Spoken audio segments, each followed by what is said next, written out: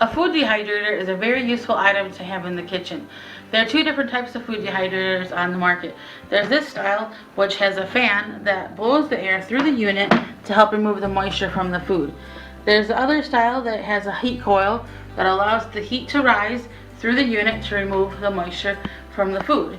There are many things that you can put in your food dehydrator to remove the moisture from. One thing you can put in it is fruits and vegetables, obviously. Most food dehydrators come with a chart to tell you how long to dehydrate them for and how to treat them. You can also do meat, you can make jerkies and things like that. There's different settings on the dial on the food dehydrator that will show you with your guide that comes with it on how to dehydrate them properly. We actually purchased this unit at a rummage sale. We purchased the base 4 units at one, and then we found the extra 4. You can stack up to 10 with this. Some food dehydrators you can stack up to 30.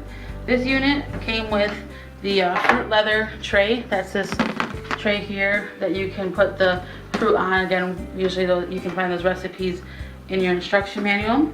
And then we also have an herb drying tray. One thing that we use our food dehydrator for is making what's called pumpkin flour, where we dehydrate the pumpkins, we grind up the flesh of the pumpkin, we grind it up, and then we make pumpkin flour.